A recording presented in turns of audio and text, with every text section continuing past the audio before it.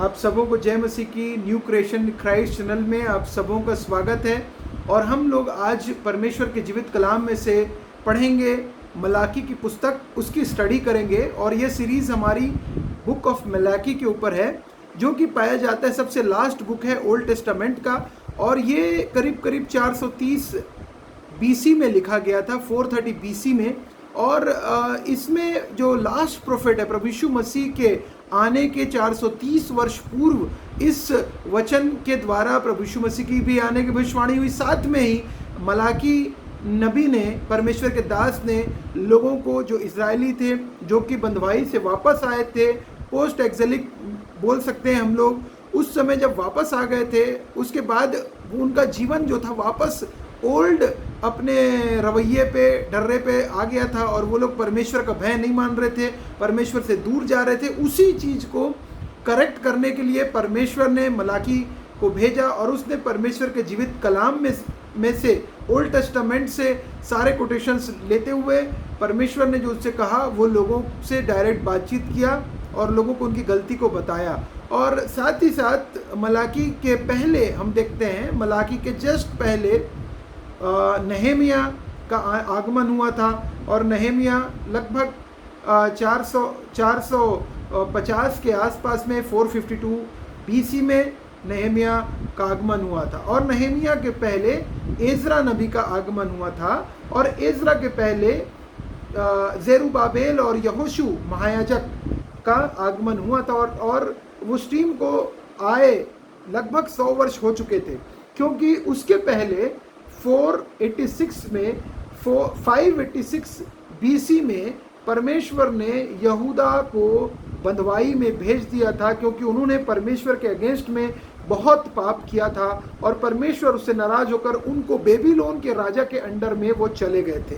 और उसी समय हम जानते हैं कि दानियल नबी भी अपने यंग एज में अपने दोस्त शद्रक, मेशक, अबेदनगो के साथ वो भी बंधुआई में बेबीलोन के किंग नबूकदनेस्सर के राजा के दरबार में पहुंचाया गया था। और वहां से परमेश्वर ने उसको यूज़ किया था। और उसके बीच में हम देखते हैं, इनके बीच में जो रानी एस्तर के बारे में भी हम पढ़ते हैं। वो भी मोर्दकै और रानी एस्तर का भी जो आगमन हुआ था 478 के आसपास में हुआ था। और उस समय किंग ऑफ पर्सिया की वो महारानी बनी थी और उसने यहूदी जाति को बचाया था। ये हम लोगों ने देखा है उस सीरीज़ में। और ये सीरीज़ हमारी मलाकी के ऊपर है। और ये बहुत ही दिल को छू लेने वाली बुक्स में से एक है, last but not the least बोला जाता है, और वो है द बुक ऑफ मलाकी। मैं अभी आपके सामने पढ़ रहा हूँ पहला अध्याय की पहली आयत ही मैं पढ़ रहा हूँ। यह कहता है, मैंने तुमसे प्रेम किया है, परंतु तुम पूछते हो किस बात में हमसे प्रेम किया है। यहाँ पे देखिए, और प्रेम किया है, परमेश्वर बोल रहे हैं मैंने तुमसे प्रेम किया और तुम पूछते हो किस बात में प्रेम किया है।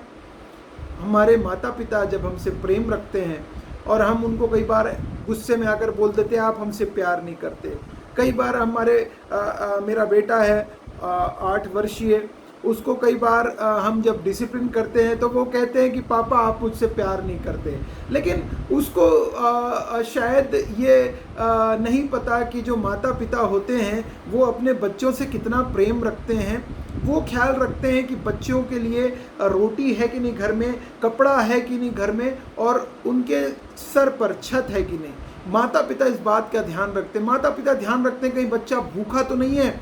माता पिता ये ध्यान रखते हैं कि बच्चे को कहीं चोट तो नहीं लग गई, कहीं बच्चे को कोई समस्या तो नहीं है, परेशानी में तो नहीं है, उसके पास सारी फैसिलिटीज़ है कि नहीं है, वो स्कूल कब जाएगा, कॉलेज कब जाएगा, कैसे उसके पढ़ाई करनी है। ये आज के माता पिता, इस युग के एडवांस्ड माता पिता जो हैं, हाईटेक माता पिता जो हैं, सारी पहले से व्यवस्था करके अपने बच्चों के लिए रख देते हैं कि उनको पता है कि एजुकेशन 12th में कब जब जाएगा तो कितने खर्चे होंगे, कौन से कॉलेज में जा सकने के लिए कितने एक्सपेंसेस आते हैं। ये सारी चीज़ें माता पिता प्रेम रखते हैं अपने बच्चों से, उनको डिसिप्लिन करते हैं, उनको करेक्शन भी करते हैं, उनको डांट फटकारते हैं, उनको पिटाई भी लगाते हैं, लेकिन माता पिता से बढ़ के प्रेम किसी का प्रेम शायद नहीं हो सकता। और वो प्रेम अद्भुत है, और वो माता पिता का प्रेम ख़त्म नहीं हो सकता। माता पिता हमेशा प्रेम करते रहेंगे, ये बात हमें समझने की आवश्यकता है। और यहाँ पे मलाकी वही बात बोल रहा है, परमेश्वर यहोवा ये कहता है, देखिए दूसरा ही वर्ड है, यहोवा यह कहता है। परमेश्वर यहोवा माता पिता के रूप में, हमारे पिता के रूप में परमेश्वर पिता यहाँ पे बोल रहे हैं अपनी प्रजा इज़राइल को, मैंने तुमसे प्रेम किया है। I am your parent, I am your guardian, I created you, I have brought you back from Egypt. वो कह रहा है मैंने तुमसे प्रेम किया है, और कह रहा है तूने किस बात में हमसे प्रेम किया, और तुम पूछते हो। दैट इज आपका और मेरा, that is the worst thing जो हम कर सकते हैं अपने माता पिता के साथ में। अगर माता पिता ने दिया है, हम उसके बदले में माता पिता को कई बार हमारे माता पिता को हम दुख दे देते हैं अपने बुरे गलत कार्यों के द्वारा। हम कई बार माता पिता को हम बहुत दुख दे देते हैं अपने बुराई करने के द्वारा।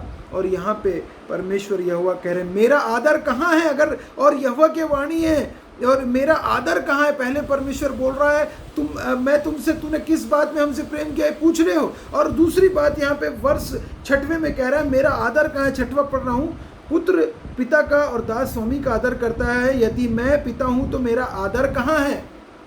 तुम मुझसे गीत तो गा रहे हो, लेकिन प्रार्थना तो कर रहे हो, लेकिन मेरा आदर क्या है। वेयर इज माई ऑनर, मेरा आदर कहाँ है, परमेश्वर पूछ रहा है। और पूछ रहा है यदि मैं स्वामी हूँ तो मेरा भय मानना कहाँ है। Fear of the Lord is the beginning of knowledge बोला है राजा सुलेमान ने, हम देखते हैं। और वो कहाँ पाया जाता है, प्रोवर्ब्स में पाया जाता है। Fear of the Lord is the beginning of knowledge. कहाँ है मेरा फियर है, कहाँ है। परमेश्वर पूछ रहा है यदि मैं पिता हूँ मेरा आदर कहाँ है, यदि मैं स्वामी हूँ तो मेरा भय मानना कहाँ है। सेनाओं का यहोवा तुम याजकों से भी जो मेरे नाम का अपमान करते हो, यही बात पूछता है। एंड यू डिसरेस्पेक्ट मी, अपमान किया है, किस contempt, where are the honour and respect I deserve. परमेश्वर का वचन कह रहा है where is my honour, where is my respect. परमेश्वर पूछ रहे हैं। और हम ये बात अपने लाइफ में भी देख ले, किन किन एरियाज में हम अपने माता पिता का कहीं अनादर तो नहीं कर रहे हैं, हम अपने माता पिता का अपमान तो नहीं कर रहे हैं। और साथ ही है क्या हम अपने जीवित खुदावंत का, जिसने हमारे माता पिता को बनाया, जिसने हमारे बाप दादाओं को बनाया, जिसने हमको रोटी कपड़ा और मकान दिया, वो जिंदा खुदावंत जो every day morning, every single morning को सांस देने वाला है, प्राणों का देने वाला जिंदा खुदावंत है। प्राण दे रहा है आपको और मुझको, सांसें आप और मैं ले पा रहे हैं क्योंकि परमेश्वर यहोवा ने हमारे हृदय की गति जो है वो कंट्रोल्ड चला रहा है। हमारा जो मस्तिष्क है वो पूरी तरीके से सही काम कर रहा है, और हमारे हृदय के अंदर के सारे बॉडी के पार्ट सही काम कर रहे हैं, इसलिए हम सांस ले पा रहे हैं। हमारा फेफड़ा सही काम कर रहा है। आप वेंटिलेटर के बारे में जानते हैं, वेंटिलेटर एक ऐसी मशीन है जो कि डुप्लीकेट तरीके से सांसों को चलाती है कुछ समय के लिए, और वो टेम्प्ररी इलाज कुछ दिनों का, कुछ समय के लिए है। वेंटिलेटर की बहुत मांग बढ़ी थी जब कोविड आया था, और वैसे ही हमें परमेश्वर तो हमें ऐसे ही सांस दे देता है।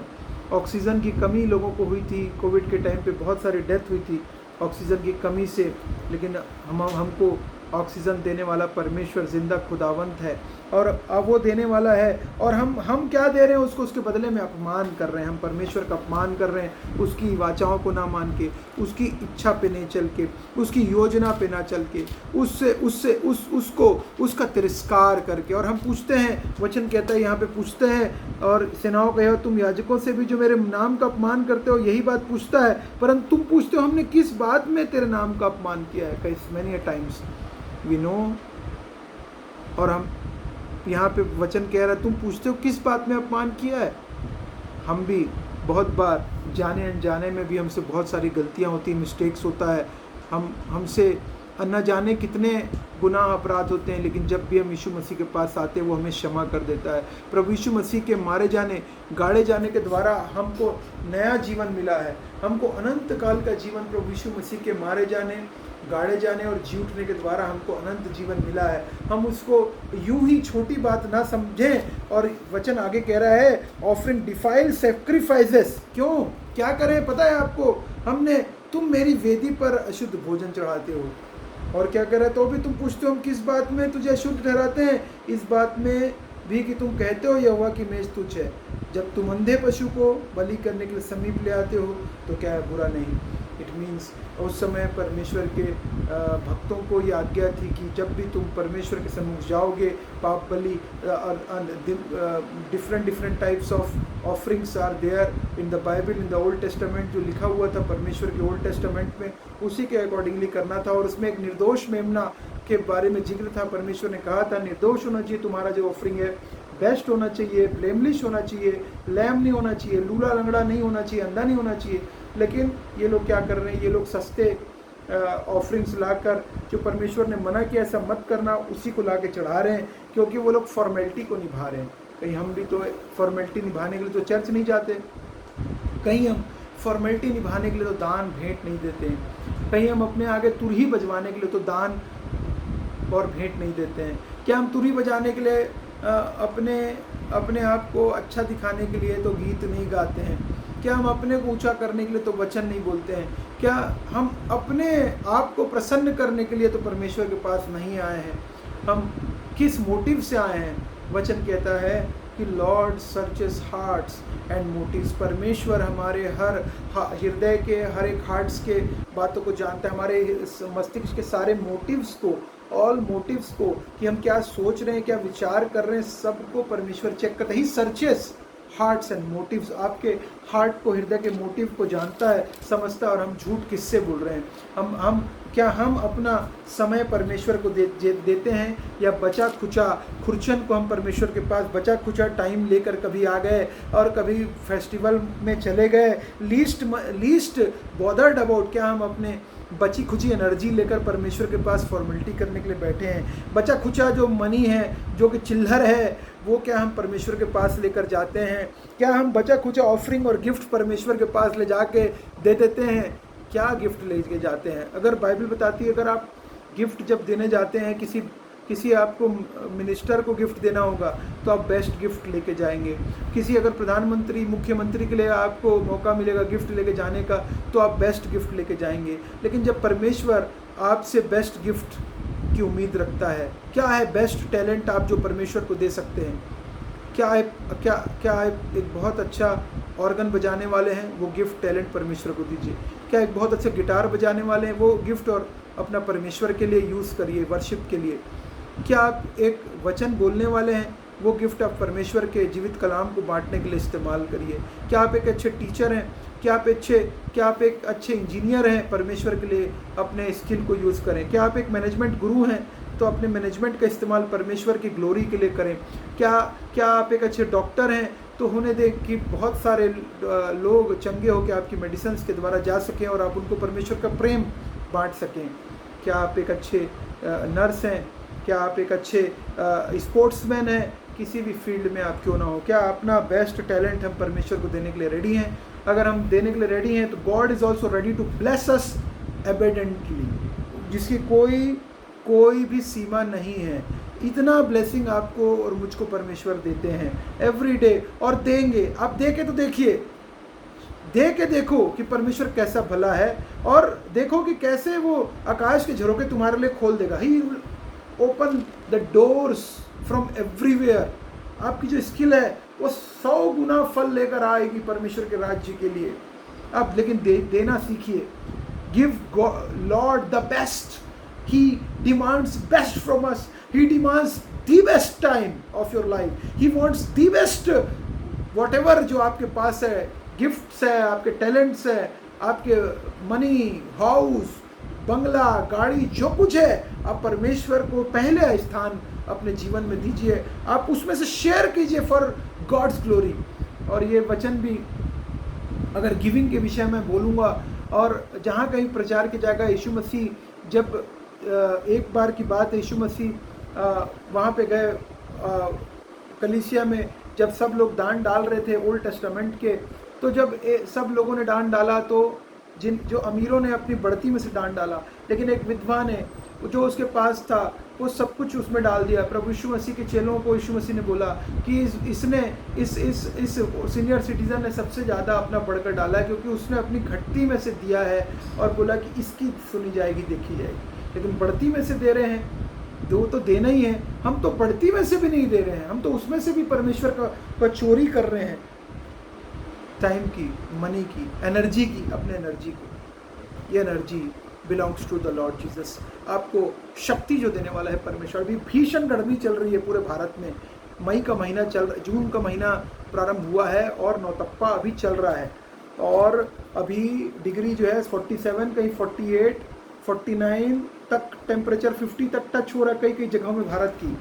और सोचिए इतनी भीषण गर्मी में आपको एनर्जी मिल रही है, आपको छत मिल रहा है, आपको पंखा, कूलर, एसी, जो कुछ भी फैसिलिटी है परमेश्वर प्रदान कर रहे हैं, और उसके बीच में से भी हम कुड़कुड़ाते हैं, बड़बड़ाते हैं, परमेश्वर को याद नहीं करते, धन्यवाद नहीं देते कि कितने लोग जो हैं इस लू के द्वारा बेहाल हो रहे हैं, परेशान हो रहे हैं, और वो हॉस्पिटल्स में हॉस्पिटलाइज्ड हैं और बीमार हो गए हैं। लेकिन आप आज भले चंगे हैं और जिंदा है, जूतों के बीच में है। धन्यवाद का विषय है हमारे लिए एवरी डे।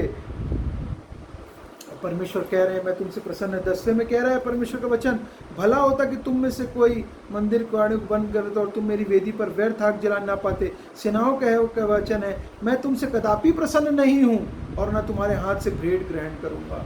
जब हमारा मन सही नहीं रहेगा, परमेश्वर के साथ माइंड और उसके साथ जुड़े नहीं रहेंगे, हम उसके साथ रिलेशनशिप नहीं रखेंगे, हम उसको बचा खुचा खुरचन देंगे, तो परमेश्वर कभी प्रसन्न नहीं होगा। हम चाहे कितनी भी फॉर्मेलिटी बजा लें, फॉर्मेलिटी बजाने से हम परमेश्वर को प्रसन्न नहीं कर सकते। यहाँ पे बोल रहा है फॉर्मेल, मैं तुमसे कदापि प्रसन्न नहीं हूँ और ना तुम्हारे हाथ से भेंट ग्रहण करूँगा। यहाँ पे वचन बोल रहा है, I am not pleased with you, I will not accept your offerings. लेके जाओ, ये सब मेरे कोई काम का नहीं है।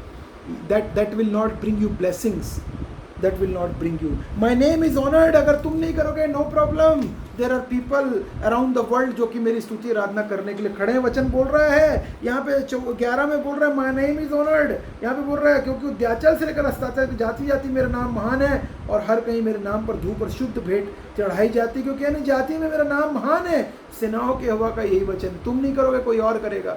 यहूदियों को बोल रहा है, आज मसीहियों को परमेश्वर का वचन बोल रहा है, मोटिवेट कर रहा है। आज भी 430 वर्ष यीशु मसीह के आने के पहले, और अभी 200 वर्ष, लगभग 2500 साल पहले, 2500 ईयर्स पहले ये वचन लिखा गया, लेकिन आज भी ये एप्ट है, और ये आज भी हमारे लाइफ के लिए इम्पोर्टेंट है कि हम इस बात को समझें कि परमेश्वर को प्रसन्न हमें करना है, तो हमारे लिए इम्पोर्टेंट है कि हम उसके नज़दीकी में आए, समीपी में आए, अपने आप को सरेंडर कर दें। अपने आप को सरेंडर जब हम कर देंगे, निश्चित रूप से परमेश्वर हमसे प्रसन्न होंगे। और जब हम अपना सब कुछ उसको दे देंगे, दान दे दीजिए, अपने आप को सरेंडर कर दीजिए, अपने आप को जीवित भावता हुआ बलिदान करके चढ़ा दो। कहता है